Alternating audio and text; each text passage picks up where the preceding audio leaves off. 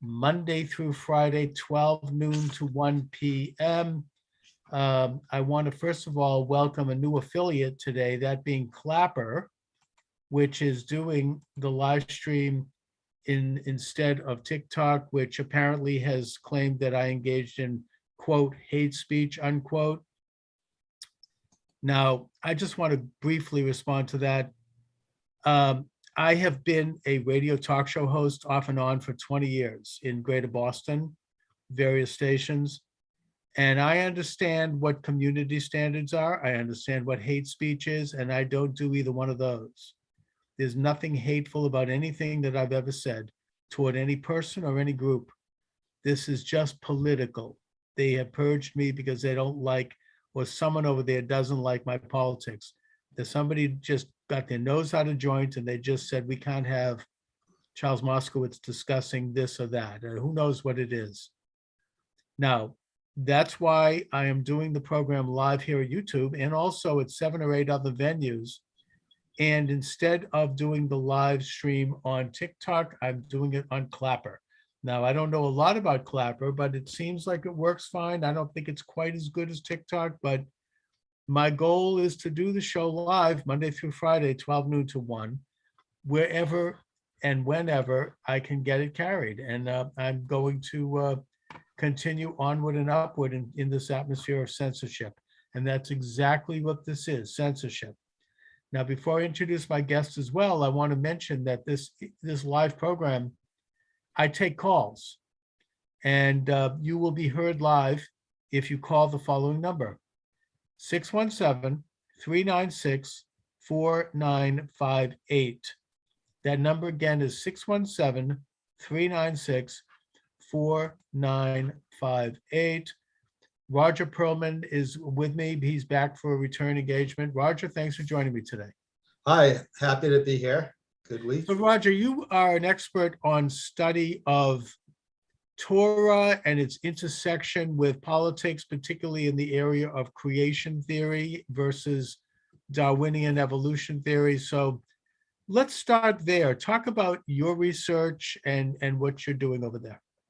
Okay, well, I have a 6-book series. It began back maybe 20 years ago. And then when I finally went on extended sabbatical, yep, to from being a commodity trading advisor, I published my first book called The Recent Complex Creation. I got banned from. mm-hmm. And you see the Mercy Gate there. Okay, great.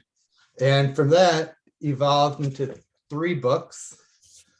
The Recent Complex Creation Framework of 6 Principles for Understanding Science in Maximum Available Context. Mm-hmm. Now, what's maximum available context?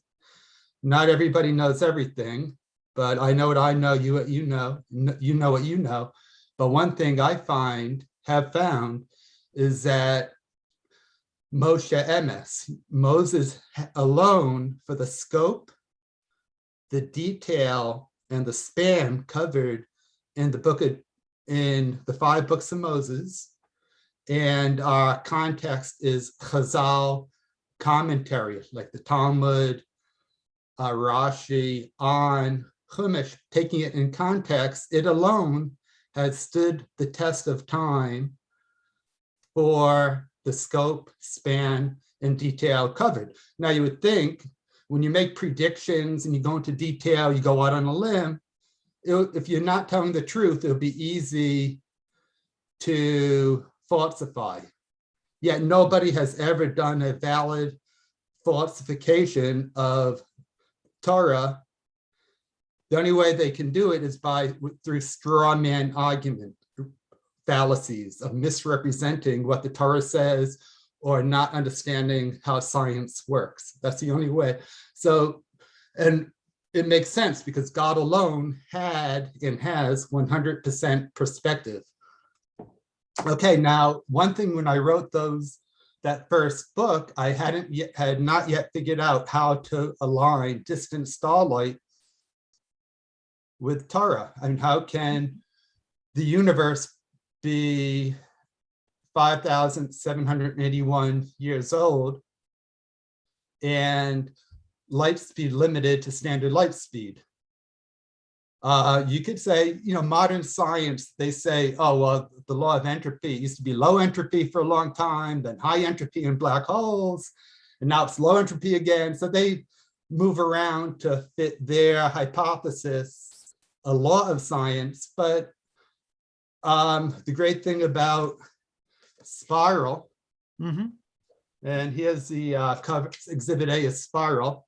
Yes. Is it's over 150 trillion times parsimony, more reasonable, higher probability. In science, the greater the claim, the greater the burden of proof. Let me just clarify a term here. Yeah. Exactly, Roger, what do you mean by entropy? What is entropy? Okay, entropy is the move, it's the law of science. It's a word that describes a law of science. And it's how things go toward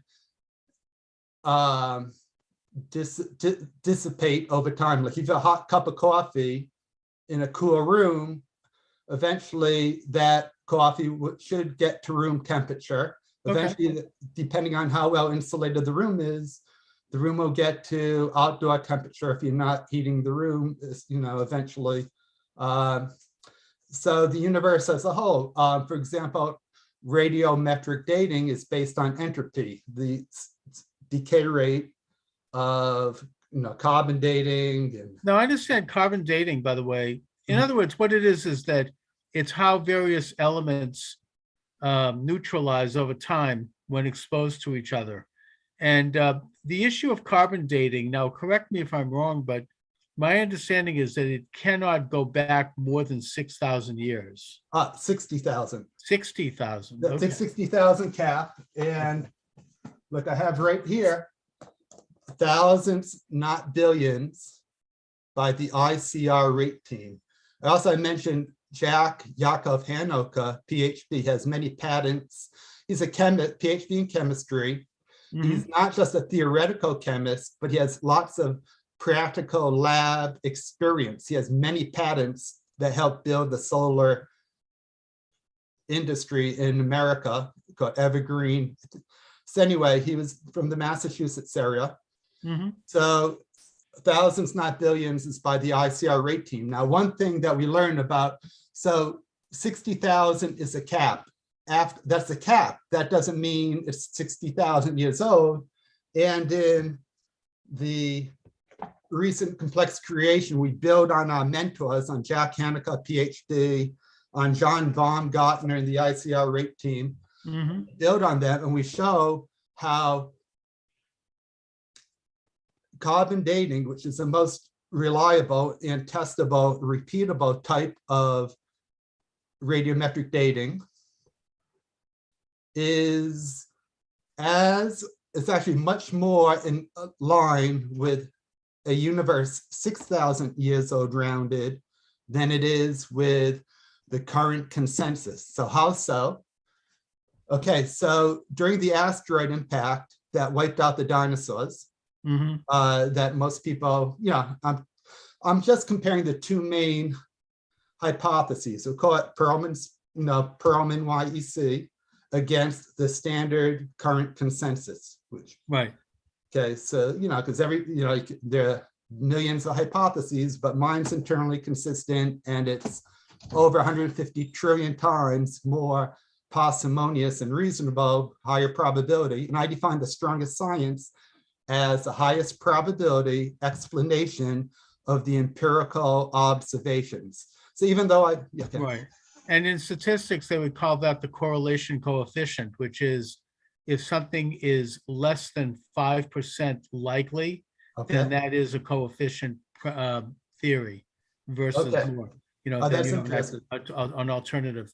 But I want to get, so basically what we're talking about here is kind of young Earth versus old Earth. And of course, the Darwinian theory is based on the old Earth theory, which claims that the Earth is billions and billions of years old. And that's become the standard since Darwin published his book in 1859, Survival of Species. And the idea seems to me, and I'm not a scientist, but it seems to me to be unlikely just because of the forces that we know about in the world, such as erosion, such as the power of wind and weather, that if you had, the process of weather as it stands affecting the planet Earth for billions of years, then the Earth would be as solid as a marble. There would be nothing left because of the, you've got, the kind of the various elements pushing and pulling.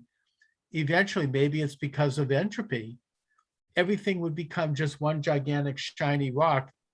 And so you have, a more dynamic world that is, responding to all of the forces of nature.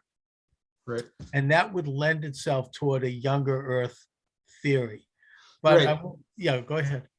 Okay, well, first, here's another nice book called In 6 Days. There are about 20 credentialed scientists who have found so one great advantage that somebody who advocates creation, whether it's intelligent design, but especially I think, the mantle of science is within intelligent design. You had Stephen Myers on? I did. Yeah. I have one of his seminal books here. Tremendous book, yeah. And really I great thinker. So the mantle of science in the disputed area is within intelligent design. Like you say, neo-Darwin hypothesis is, they will admit, requires hundreds of millions of years of continuous life. It can't just be hundreds of millions of years of life, it has to be continuous. Right. Well, that's how they seem to explain everything, that the so-called evolution of what Darwin called the races, by the way, had to happen. He did in the second book. It had to be millions and millions of years, and as if that somehow maybe overloads the imagination. So we assume that must be the case. I want to talk a little bit about the creation theory of Genesis and the idea that the world was created in 7 days. First of all, the measurement of time in the Torah and in Judaism and in the Judeo-Christian West is the measurement of, and in science, may I add, is the measurement of the time the Earth takes to do a full orbit around the sun. That's how. That's a year. That's a year. A day is that's right. The year is the full Earth around the sun. The day is the complete circling of the globe. Of what, right, in relation to the sun. And that's how we measure time. Right. But the creator of the universe, blessed be he, the giver of the law, the creator of what the Greeks called logos and what the Christians called logos. That creator is not bound by that measurement of time. That is a measurement of time that is available to us mortals, us images of God in our imperfection, by our observation of nature. We came up with this idea by observing nature, how the day changes, and we've been able to then categorize that into units of time, whether it be days, hours, minutes, or seconds. Right. And that way we can measure how we proceed in life, and we can categorize things. It was a brilliant realization, and it wasn't necessarily something that we understood either. It was something that took consciousness to understand. But when we say in the Torah that God created the universe in 7 days, there's a mystery to that, because it doesn't necessarily mean the human measurement of the day, the Earth going around once. There are greater questions about that, and in a sense, we have to leave that up to the mysteries that are not knowable.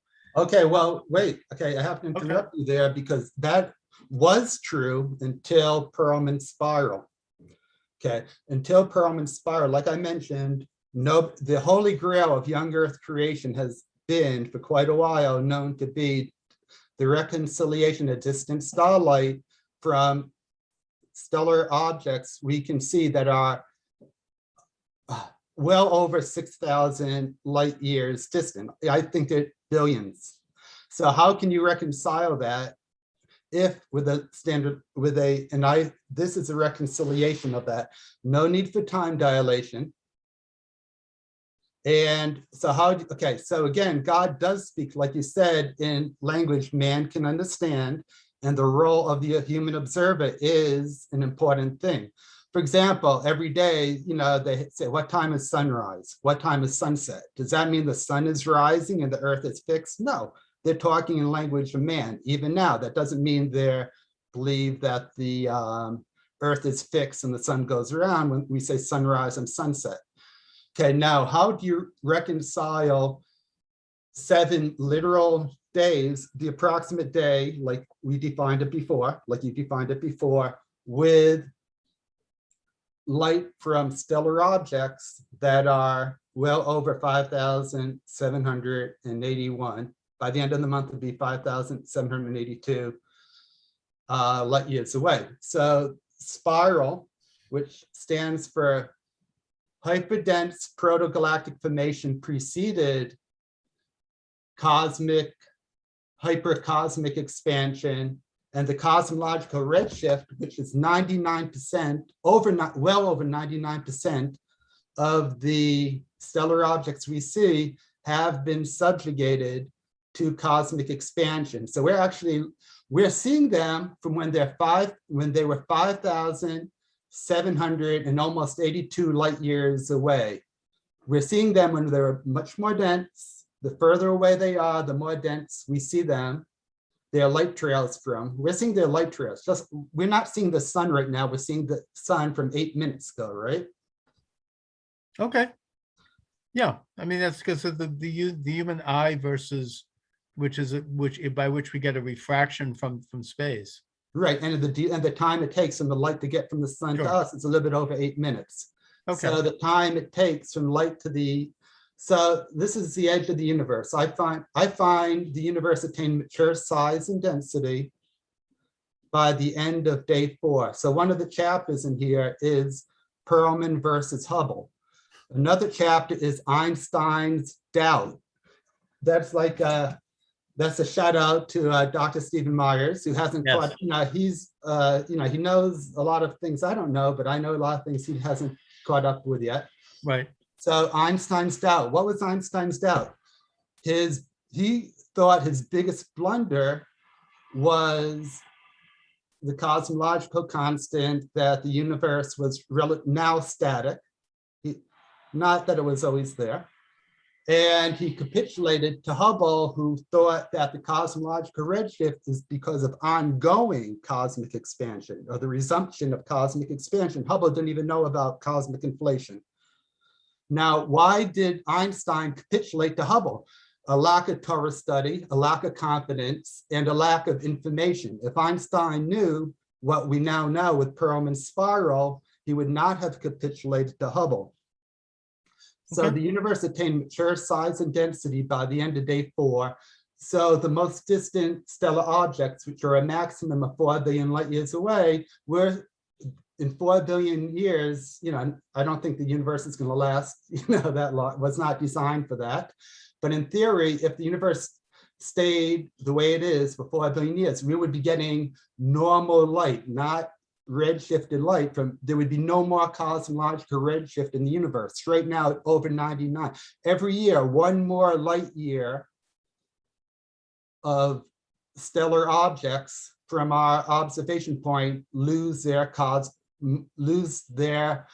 light reaches us, their normal light reaches us, rather than the light from day 4, cosmic inflation, hyperexpansion, day 4.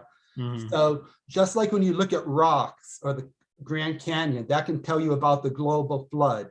You see bent rocks, you see diamonds with inclusions because of that intense pressure from the marble from the global flood year. Oh, yeah, let me just comment, because I think that the Great Flood has been commented on by indigenous peoples all over the world, have a version of it. It's all different, of course, because people have different experiences and memories. But if you believe oral law generally, and you have to, because these are laws that were passed on from generation to generation and not necessarily eventually written down, and you see certain trends and similarities, you have to assume that this is how it went down.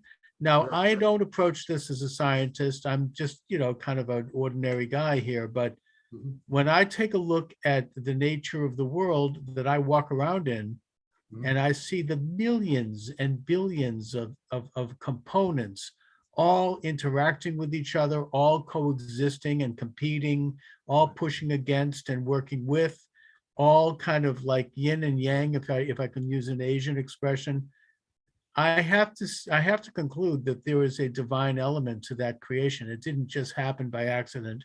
It isn't something that, like the New Age will tell us, or some Eastern religions, it just existed forever, but that there was a moment in which creation came about. Now, in my book, the Satanic Conspiracy and God is God, I wrote 2 short books. I'm writing a third one right now.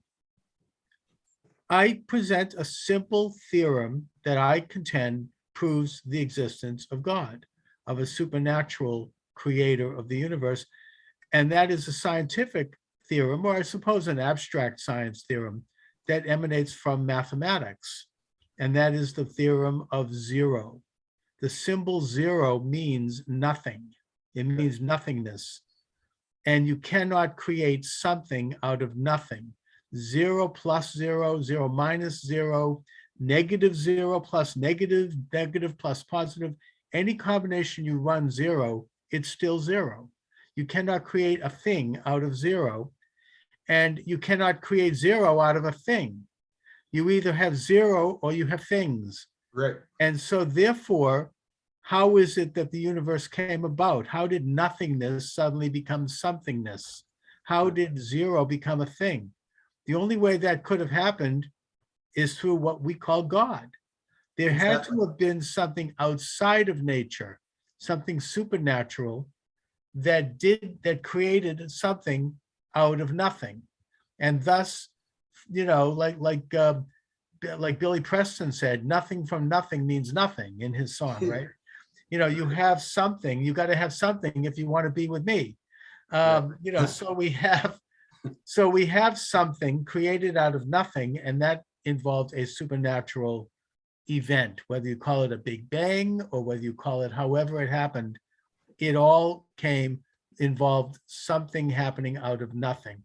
Now, once that something happened, then you could look at the intricacies of it and realize that this something involves a divine intelligence.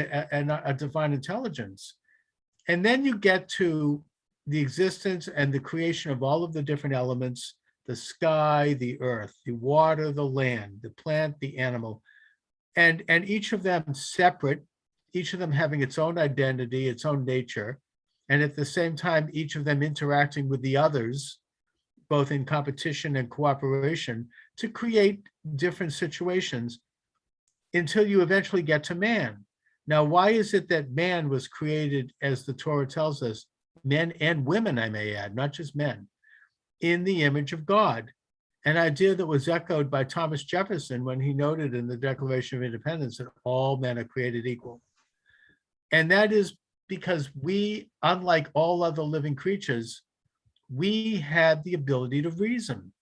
We had consciousness. We were aware of ourselves. We were aware of the universe. And the way we expressed that awareness was based on the first command that God gave to Adam, even before Eve was created. And that was to name all the creatures of the world by language, by giving each of them a name. And that the birth of language, which was instantaneous, is the symbol of consciousness. And of course, out of language comes writing and art and music and all of the abstract skills and logic and the ability to accumulate knowledge to improve civilization and everything that has made us who we are in the world. But it's that ability to engage in language that allows us to categorize reason. And that is why we have a soul. That is why we are created in the image of God, not necessarily because of what we look like, but just because of that aspect of our nature. That's what separates us from the animal kingdom. Can I add one thing to the language? Please. And I think it's critical. Free will we were created with free will. Now, what's our free will? At a minimum, it is whether or not to be aware of God, of the designer creator. Did we come to that conclusion like you did through deduction and through observations and from study and life experience that, yeah, there is, one God? Or do we live in denial and experience spiritual entropy? So you have a choice. At some point, we can become aware of God if we make an effort. That's our free will. And once we find out there's a God, how can I grow my connection to our concerned Father? Part of it is through respect, through our mutual, because every person is, in a way, has sanctity. Every human life has sanctity. By showing respect for our fellow man, we are growing our connection, showing respect for God, because he's our common Father. Yeah, I mean, look, the idea is that by free will, we are not perfect beings. We're images of God. We're not God. And we have the ability, in our ability to reason, and that's limited by the knowledge that we can obtain, which is not perfect and which is not always full. Right. We can use that knowledge to choose to know God or to deny God, to know good or to deny good, and accept evil or amorality. We have the ability to know that, to discern that.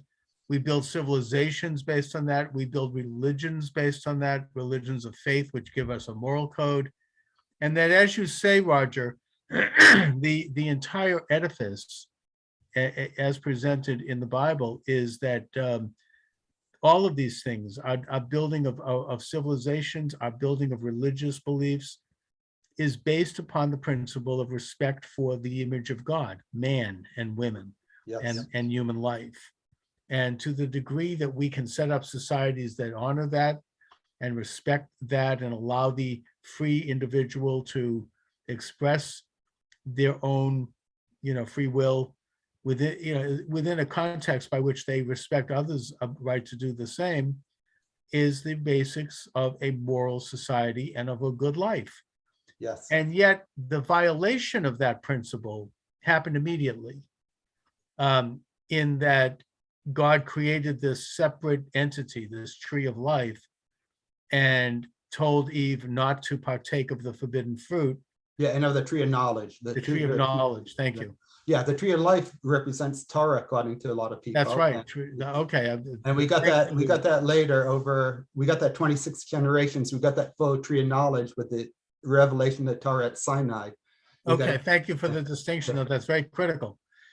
So you have the tree of knowledge, and basically the serpent, who represents Satan, or the satanic influence. An external evil inclination, yeah. Exactly, and that's in Judaism. I mean, Christianity has a little different take on that, which is fine and good in that they view satanic influence a little bit more literally and anthropomorphically.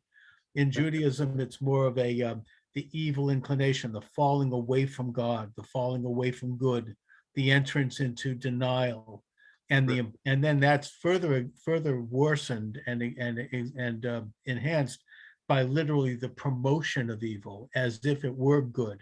That is the satanic practice that both Jews and Christians understand. I mean, that's a cornerstone of Western civilization's understanding. And so you had the serpent telling Eve, and Adam was standing right next to her, that well, I'm not so sure she was so sure about that. Yeah. Okay, that we could dispute that. We should check with an expert. I mean, maybe maybe you're right. Was one of us has it covered, and to me, the reason they would be apart was that's where the loss of information came in that allowed the test that we didn't pass to.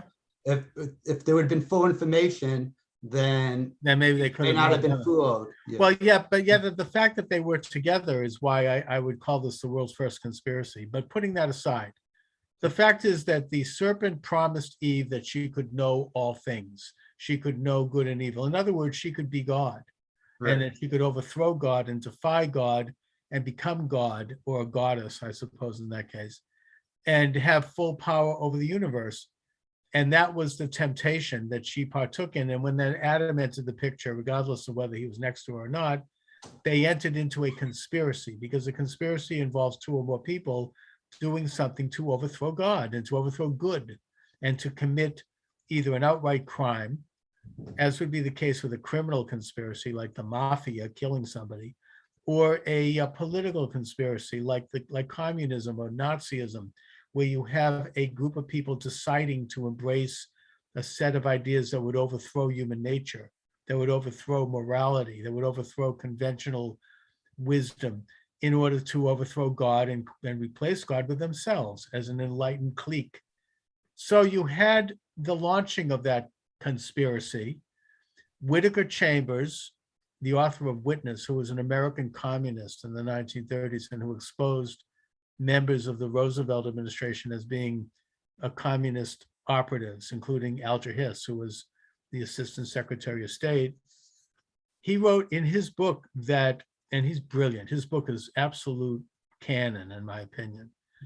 He wrote that communism is the world's second oldest religion, in that it involved Adam and Eve defying God and worshiping man, that man would become God, that man would predominate in the universe, and that conspiracy, that religion has been with us ever since. In every generation, we have people who come together, whether consciously or otherwise, and they conspire to overthrow human nature and create and replace God with their quote unquote enlightened rule. And it has been a grave danger to every generation. In the time of the Torah, it was expressed in the form of idol worship.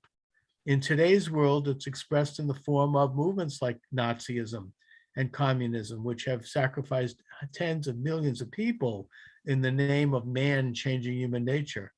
Right. And I would argue, let me just finish this. I would argue that in our life today, the danger is that this same clique that has existed in every generation is more dangerous than ever because of technology, because of things like transhumanism, things like artificial intelligence, things like, like computers who can control currencies and control properties and control information and can, understand who's doing what. It is a bigger threat today than ever. I'm not saying that it's basically the same thing in different clothing. I mean, every generation has had it, but we have to know the nature of it in order to stand up to it and combat it, because the powers of good and the powers of God and of knowing God have always foiled their efforts, even if it's been done that terrible sacrifice. So we have to stand up to this by knowing God and by knowing good. Right. So here's what I'd say. First of all, I think it's set in a little bit. I would give Adam and even Eve the benefit of the doubt. Yeah, she was fooled, and her motive was, let's get control in nature. Why should I be dependent on God? And even before the Tower of Babel, the idea was to be independent of God. So there has been from Abraham, a percentage of people who are aware, some people by faith, some by knowledge of good, and are disciplined enough and motivated to, beyond, to connect to God and sacrifice and do the right thing. And then there's a percentage, like you said, on the other, there's normally balance. And there's, in order for it to have free will, a lot of times there's balance. So if there's more desire for idol worship, then you might have prophecy in your higher spiritual level of good. And when there's lower desire for idol worship, maybe we don't have prophecy anymore, but we have all the information we need from the prophets that, we have in scripture. Yes. So how do you get, so let's say they're, 1% or 20% on the good, on God's team, right? Which means we care about every human life and the sanctity of life. And there's 1% or 20% on the, we don't care, human life we're insignificant in the universe. We're an accident. We're no different than animals or no different Right. than vegetation, Amalekite or whatever. Everything's random. And then there are a lot of people on the fence. So how do you get people off the fence onto the eventual winning team? Because they're going to be upset at us if we didn't warn them or tell them, Right. hey, you guys get off the fence. We're like, you're not going to live more than 120 years. You don't want to wait till after you pass on when you can't do anything about it. Like an angel, what's the name? The essence of an angel is malach, like melech, salt. They're like a king's decree. He can't change his decree. It's the way it used to be. Remember in the Purim, the king could not change his decree. He was to annihilate the Jews, but he could say we could defend ourselves. Okay, so a king, back then, a king, if he sealed a decree, it could not be changed. An angel, like salt, does not change. So an angel can be great. It could be like a law, a force of nature. Let's say the sun is an angel. Mm-hmm. So that has a lot of power, a lot of energy. It's completely dependent on God, and it does what God tells it to do. Right? It doesn't have that free will to live in denial. That's the difference of Christianity. I believe they think that the Satan is independent rebel, where we, in Judaism, often the Satan is more like a tool God uses to test us, Right, to punish us, whatever.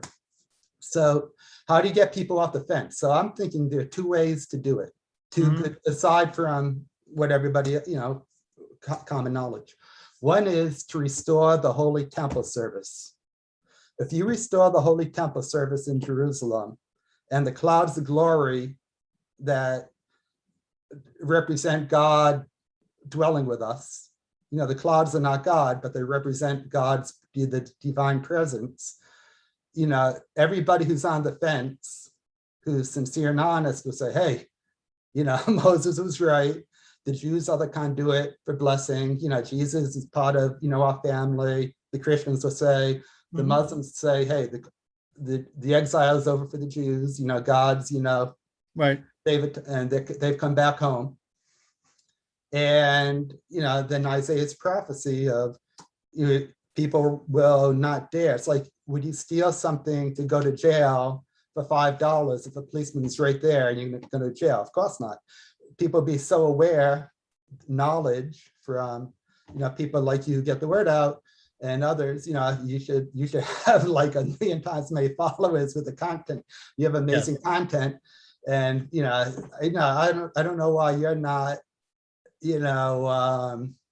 as don't have 100 million followers. It's that people. Well, people have told me who know how the system works that I've been algorithmed. But putting that aside, I do what I do.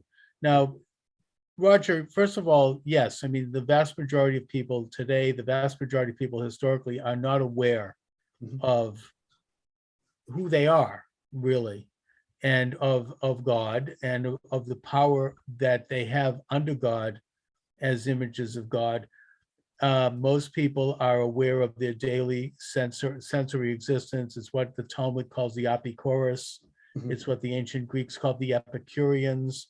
It is the idea that they're living for today, that we're living for the sensate. Not that there's anything wrong with experiencing the world, we know that, and that's fine, but that's the paramount purpose, that whatever feels good is good, that whatever you experience is good, and that the goal is to be happy, and that they are susceptible to the siren call of the satanic influence, because the satanic influence is beautiful, right? I mean, the Christianity, they portray Satan as beautiful, as not, this evil person, and that it's very tempting. I mean, this is why the idol worshiping of the Torah was so seductive and so attractive, the practices around it. And it was a false idea. It was run by the state. It was a way to manipulate people by corrupting them and basically imbuing themselves into them. Now, you mentioned the building of the temple. I mean, I'm going to talk a little bit about, I just recently read from Rabbi Abraham Joshua Heschel, who I think is a great source. And he talks about the fact that at Sinai, at the highest moment of spiritual experience for the children of Israel, when God himself was visible to all of them through all kinds of incredible phenomena, when Moses, the prophet, the head of the community, was in the mountain receiving the Torah, at that moment, we also descended to the lowest level by building the golden calf. Okay. And Okay. well, let me just comment briefly that when Moses came back down and saw this, he came to the conclusion that man needed a third piece in order to fulfill the will of God, and that piece had to be a locational piece. And that the result was that he created the tabernacle, which eventually became the temple. And I'm not so sure that. Well, wait. Let me just expostulate just a little bit more here. Bear with me. That the idea was that man was worshiping God. Man was in the context of time, in the form of the 7 days and the Sabbath and all of the various rituals. But he needed to have a thing in order to experience God. So Moses came up with the idea of the tabernacle at the urging of God, of course, and it's in the Torah, so that man could have a place to experience God, where there would be these divine events, and that place would eventually become the temple in Jerusalem. Now, that doesn't mean that we shouldn't pray for the return of the temple. I do all the time.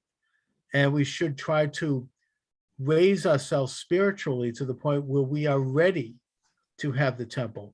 And if the temple is recreated, it should be done in conjunction with the Islamic world, I may add.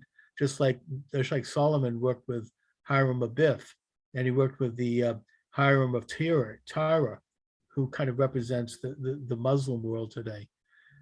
But putting that aside, the fact is that the question you raise is, can we reach a level of spirituality and know God without that place?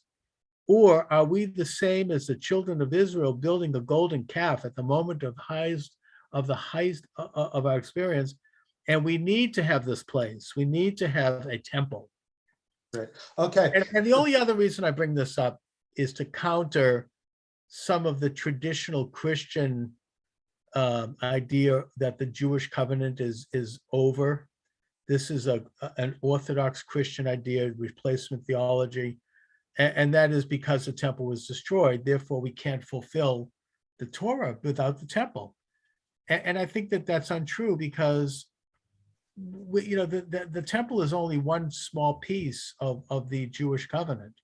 It is not necessary to fulfill the covenant and have the temple. Okay. So what I say is, first of all, I mentioned the temple service. I didn't say the temple. Temple, there are two different opinions. God is going to do it. It's going to take less than the time it takes for dough to rot to become leavened bread. So some people say 18 minutes. So 18 minutes is the time we hold now. You should not let dough be in contact with water before baking it, before it leavens. So in the temple service you have, so maybe man will make a prefab one, but it has to be done according to halacha, to Jewish law. Unless you have, Islam, if sincere Islam means submission to the will of God, they don't, the authentic Islam is religious Zionist. Otherwise they're hypocrites, because the will of God is after the exile. Right. And by the way, if you look at the Quran, according to the Mufti of Rome, and I mentioned this in my book, The Islamic Connection of Islamic Terrorism, it says that part of the fulfillment of the Islamic text is for the Jews, or what they call the people of the book, to return to Jerusalem and rebuild their temple. I mean, and Christianity also seems to say that this is necessary to bring about the second coming of the Christ. Right. And they might be surprised to find, when, assuming Jesus is righteous, and we give the benefit of the doubt, he'll come back and be an Orthodox Jew with tzitzits and everything and do what every other. Well, there's an old Israeli joke that says that when Christ arrives at the Mount of Olives, the Israelis are going to send out an official delegation. You know how they come out with their big shirts and they don't have ties. They're out there and they shake his hand and say, "Welcome to our country. Is this your first visit or is this a return visit?" So then we'll get to the bottom of that. But the point is that all of our religions advocate that this is the event that's going to lead to a messianic age. I don't think that's Right. even controversial. Right. Okay. So so there's 613 that the tree of life. We got it after 26 generations. Under normal stress levels, it would have been over 1,000 generations. So we got it 974 generations early because of the iron furnace of Egypt, the intensity, the stress level. Oh, so how do we grow our soul that has free will? Through adversity, overcoming adversity. If it was easy, if we didn't have any stress, we would be like angels. We couldn't grow a soul. So we need to have that counterbalance and overcome it, the evil. So there are less than half of the commandments are applicable outside of the land of Israel without the Holy Temple service. Mhm. Now, without the red heifer, the almost everybody is considered ritually impure, at least on some level. But when the majority of the Jews are impure, we are allowed to bring the Passover sacrifice, according to the tractate in Pesachim, the Passover, the Talmud. Mhm. We're allowed to bring the daily offering, the Rosh Chodesh offering. There are a lot of offerings we can bring without the temple there. We just need the altar on. We know that it's explicit. We can only bring it in the place God said. And once King David's Temple Mount is it. So that's Right. why we don't bring sacrifices, somewhere where the government allows us. We can only bring it there. But we are allowed, and the Temple Institute with Chaim Richman, as soon as the government gives the okay, there are people who know how to do it and can do it in a proper, respectful way that will not affect, the mosque on the Temple Mount. In fact, they used to pray in the mosque toward the Holy Temple Mount of King David and Solomon, because they knew that's where, Abraham offered up Isaac. Then, So you're saying it later can be on. done without interrupting the Dome of the Rock? No, okay, so the Dome of the Rock is a placeholder. There are two Jewish people who may have been forced converts to Islam, but they still practice Judaism, or they still knew, and they wanted to protect that. They wanted to protect that. Let's see if I can turn this off. That's okay. Okay, they wanted to protect the sanctity of that space. So that's a placeholder by Jews who, in Islam, they knew that was a special place, and that was a placeholder for the future. And let me just interject a little here also. I think that from what I understand, and again, this is, conjectural, that when the Abu Bakr conquered Palestine Mhm. from the Byzantine Empire, which was not kind to the Jews, Okay. they were brutal because 15 years earlier, there had been a movement in Palestine to liberate Palestine for the Jews, and it was backed by the Parthians. And you had a messianic movement, and you had independence briefly, and that was snuffed out by the Byzantines, who came back in and they invaded, and they really were very oppressive to the Jews. 15 years later, Abu Bakr shows up at the Battle of Yarmouk, and he takes Palestine for the Muslims. And then his successor, Ali, was favorable to the Jews. He allowed Jews back into Jerusalem for the first time since the Romans, since Hadrian had exiled them after the Bar Kokhba rebellion. He allowed them to build synagogues. He allowed them to settle at the Temple Mount. And according to some, and again, this is conjectural, the temple, the Dome of the Rock itself is a synagogue that was allowed by Ali, and or I think it was Omar, and who was assassinated, by the way. And that if you look at the Arabic text that's on the walls, it's not the usual Arabic text that you find in mosques. It is actually indicates that the people who created that knew that it was a synagogue, and that, as you say, Roger, it was put there as a placeholder for the temple when it would be eventually built. So, look, the bigger question, if we're going to get into a question of rebuilding the temple, is, and this is again, my opinion is just some poor schlub. I don't have any great, I'm not a great religious scholar. I don't claim to be. But it seems to me that the only way that could be done is with a council of Jewish and Muslim religious figures, sort of almost like a Sanhedrin, people who had reached a level of both spirituality and intellect and learning, that they could come together as a formal group to figure out how to rebuild the temple together, and that they should sit in conference for maybe 100 years to go over this. It's going to take a long time. Well, here's the We're thing. not going to get instant satisfaction here. Okay, all right, but you agree that if we resume the service and the clouds of glory fill the temple, when we went back, when Cyrus, the anointed one Cyrus, when he went back at the end of Jeremiah's 70 years, when he told us we can go back and Yes. gave us all the holy utensils. Who's we went referred to back- as the Messiah, by the way, in the book of Ezra. Right, right. And I have a lot in Torah Discovery Chronology. Yeah. The Exodus to the Second Temple era. I have an awful lot about Cyrus that Oh, yeah. The I Persian, vindicate Cyrus the Xenophon. Great. Yeah, Mhm. Xenophon Cyropedia. I vindicate Xenophon the historian, Greek historian. Sure. And I track some other some other Greek historians. I show where they go wrong. So anyway, we didn't start with rebuilding the temple. We started with the Temple Mount and the Holy Temple service. So it wasn't for years that Right. it wasn't the actual temple. And Right. also we should note that the Jews in exile in Babylon, Mhm. they continue to conduct their faith without the temple. I mean, Right. they obviously, and not only that, but Babylon was a great center of Jewish learning right up till the Muslim conquest and even beyond. Right. With the Saadia Gaon, and that in fact, I think that the Saadia Gaon, who was the great Jewish scholar of the 8th century, Yeah. he was Pope Gregory, who created the Gregorian calendar, Mhm. consulted with him in order to create that calendar in such a way that it would not contradict or would not in any way violate Jewish law. So, Nice.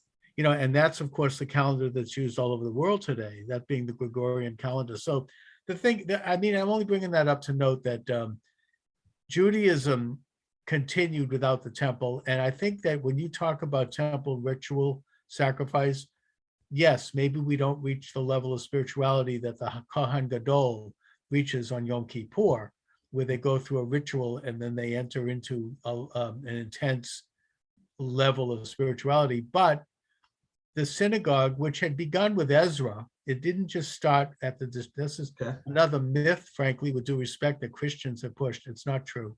It didn't, it wasn't, rabbinic Judaism didn't just suddenly start after the temple. All right. It started with Ezra, and that was before the building of the second temple, that the synagogue worship was set up in such a way that it does continue the rituals of the temple without the temple. Right. I mean, for some extent, it is a substitute, and it's the best we can do without, and still be Without actually obedient to God, without transgressing the Torah of Moses. It's the best we can do. And that's all God asks us to do, is the best we can do. And it's the best you could do. And also, I suppose a Christian corollary to this is that St. Paul developed a Judaic religion without the necessity of Jewish law, so that it could reach the Gentile world. And he did, and it was incredible because he brought the moral and ethical precepts of the Torah to much of the world.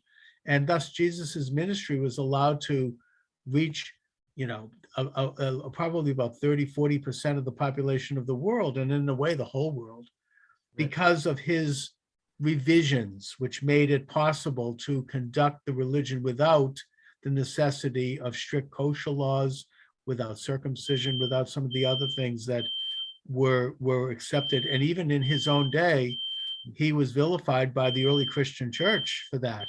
They were ready to stone him when he went back to Jerusalem.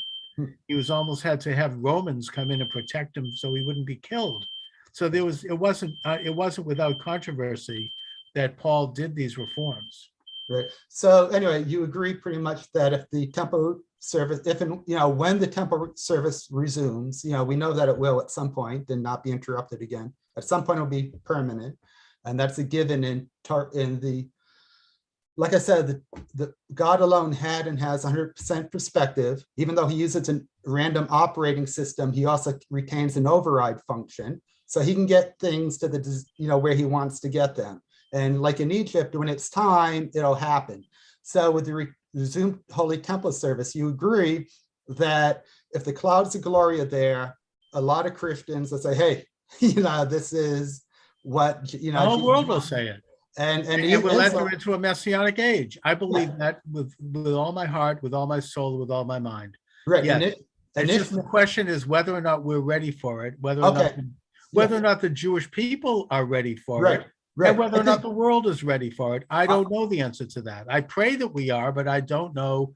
And I think we have to talk about the proper preparations to get there rather than just to rush in and try to do it, because if we just rush in and do it, that could be a major mistake. It's like when Moses really backfire. It's like after the 10 scouts, when some people said, "Hey, let's go up anyway," and it was premature. But I think God's ready when we are. After the miracle in 1948, the 6-day war, from the ashes of the Holocaust, you can tell that God's with us, and ready. I think God is always with us. The question is whether we're with God. Oh, okay, good point. And the greening, Rabbi Cook said, I think the number one sign for the redemption process, the final redemption process that started, is the greening of the land of Israel. It was desolate. The greening of the land of Israel, with the return of the children of Israel, is the number one sign that the redemption process has begun. Now so that also, I would say another sign is the rebirth of Hebrew. Okay, good point. Which is miraculous. Right.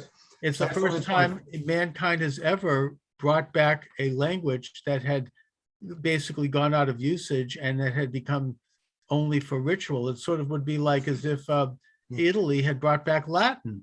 Right. And Hebrew is the closest we have, biblical Hebrew, to the original language that Adam used in Eden. Because Hebrew is not only alphabetic, it's alphanumeric.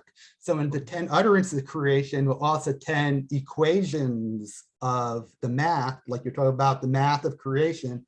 So, okay, so that's one way, the restored Holy Temple service, to get everybody off the fence, and peace, end violence and war. The second way, I believe, to do it is if everybody realizes that Moses had it right to begin with. Now, if you talk about time dilation, relativity, 6 days is like 13 billion years, fine. That was my, backup until I figure this out. Now with the, distant starlight and Torah, it's the same spiral cosmological redshift, 150 trillion to 1 parsimony. It basically falsifies all deep time dependent scientific hypotheses and assumptions. Like you said, neo-Darwin doctrine this falsifies it at over 150 trillion to 1. Just, there are other ways to falsify neo-Darwin hypothesis, like the math, statistically, the math. And that's what you probably have in your book, I bet, not by chance, by Dr. Lee Spentner from MIT. But another way to falsify neo-Darwin hypothesis is to show that based on the vast body of empirical observations, that is 99% of the universe that's been we see the light subjected to cosmic expansion. That's from day 4, thousands, not billions of years ago. So right here we have a spiral galaxy. See the blue arms on it? We have we call it a fistful of nobles worth of scientific advancement in here. A fistful of Nobel Prize worth of science. Because once you get outside the box and can consider the actuality, it's like you have a treasure map looking for gold, and nobody else has. And everybody said, no, it couldn't be there. And you get over there and the gold's like all over the place. So that's once you get outside of the deep time dependent consensus science box that's so deep in confirmation bias, they don't even know that they don't know that when actuality is outside their box. It is so easy, somebody like me who's like, average intelligence, can go far beyond, Einstein's dreams. So here we see blue shift, and this could be confirmation of spiral because we have cosmic blue shift offset near side, and then the far side of a galaxy is enhanced redshift because the galaxies themselves were hyperdense at formation. Also black holes, we have black hole illusion resolution. We actually predict in spiral, we actually predict the redshift of distant starlight and the increase of that redshift rather than just react to it. In science, that's a big thing. Your hypothesis would predict rather than just reacting to like the current consensus, the Big Bang does. We also don't need any of the dark matter or any of the missing dark energy. So normal matter is all you need for all the empirical observations. And like I said, the entire universe approximates the visible universe. So in the current consensus, you need the entire universe it's flat on the surface. Remind you of anything like flat Earth? So it's basically flat Earth club on steroids is the modern consensus. The Big Bang is flat Earth club on steroids.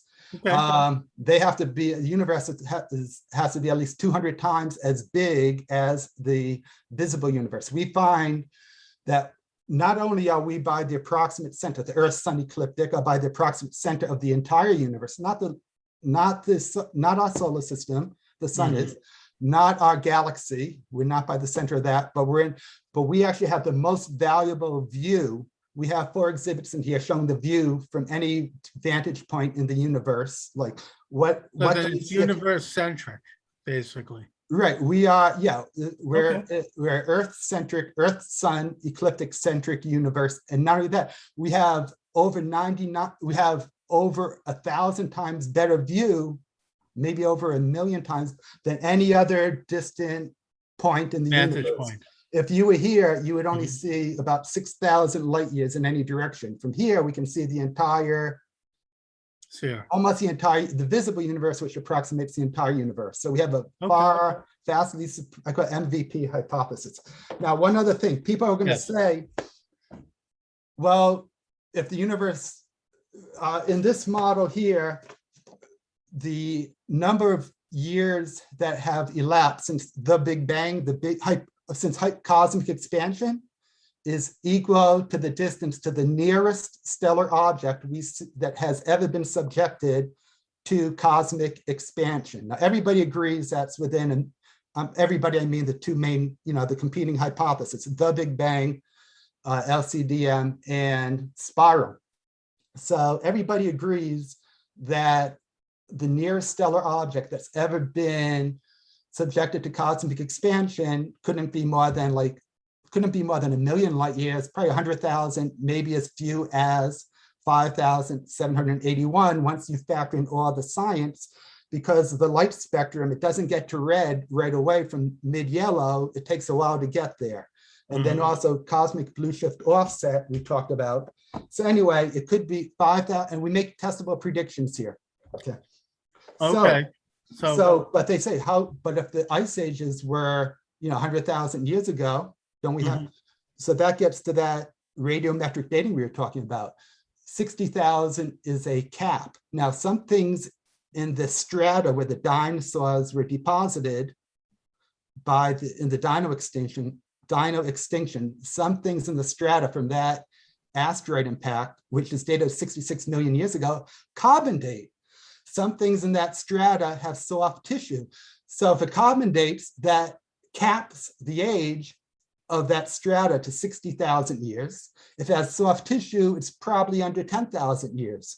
Now, 4,126 years ago, based on 5,781 minus 1,656, is under 60,000. It is under 10,000. So that anything carbon dates falsifies for all practical intents and purposes. You can use a low probability escape mechanism. Oh, well, the thing, rejuvenated. But if things can rejuvenate their isotopes or, bacteria, if things can happen like that, then carbon dating is not accurate at all. How can you rely on it at all if you say that, only here, that cherry picking? So I show in volume 3 and 4, Torah Discovery Chronology, how all the historic artifacts, here we have the Histun inscription, Ptolemy canon versus Pearlman versus Ptolemy canon. I show how the Persian span is inflated by 156 years by Ptolemy, and that's what everybody kind of relies on. How so? They have repetitions of Darius the Great. They have repetition of his son Xerxes, who's a Ahasuerus, and his son Darius Artaxerxes. So I have the. When you say that Xerxes was he the son of Esther? No, Xerxes was a husband. Oh, okay. Darius Artaxerxes was, but it's very confusing because if you go to the history books, they have two people who are the son of Esther, Darius and Artaxerxes. You have two people who are Ahasuerus, Xerxes, and they have another guy like Darius too. And they have two people who are Darius, and they have repetitions because when Herodotus was writing stuff down and Xenophon, so Ptolemy, they just gathered all these different stories and they assumed, well, maybe it's from different perspectives. Human perspective, like it says, limited. Only Hashem has unlimited perspective. So they have repetitions. So I explain like who this is, where, when, how Esther. I have 6 names for Esther in the history books, including Esther and Hadassah. Hadassah, yeah. I've got 6 names for Darius the Great, who he's understood as, but he's only one main repetition. Sure. Okay, so that showed the ice ages.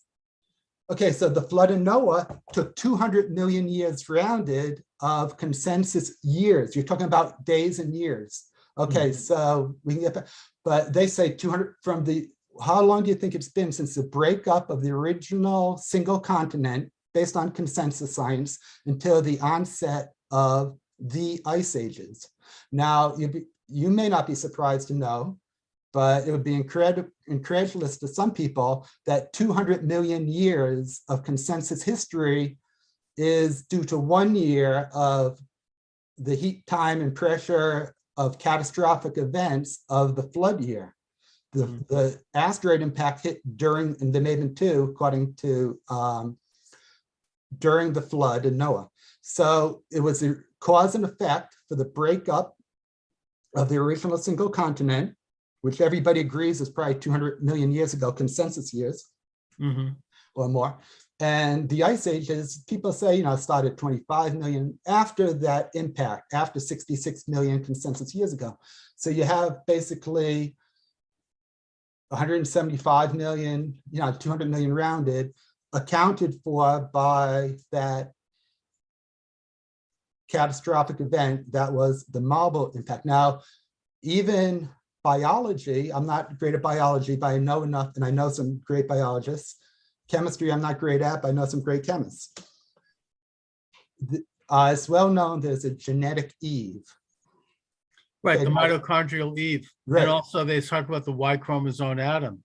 Right. So and this is scientists now who talk about all of man is descended from one mother and one father. Anyways, but Roger, I'm kind of reaching toward the end. Okay. We should come back. We'll continue. We've got a lot of brilliant research. You've got some amazing books. I really appreciate that. Please let my listeners and followers know where they can get your books. Okay. Well, this is the children of Israel with Joseph and his 2 sons acting as interpreters. Yes. After we passed the test and we didn't give up Benjamin. Okay. Actually, that's before. That's the day before. Okay. So yeah, Amazon, Pearlman. Look for the Pearlman YEC series on Amazon. All right, and I also just have to mention, because my program is self-sponsored by my own books, that my books are available at Amazon.com, and my latest book is called The Satanic Conspiracy. There it is, and thank you very much. And listen, Roger, I really want to thank you for joining me today. Really, really interesting conversation. Let's do it again. Let's keep an ongoing talk here. We're getting into the most basic and the most metaphysical questions of mankind. So thanks a lot, Roger. Have a great afternoon. Thank you, sir. Appreciate it. Stay strong. Stay strong.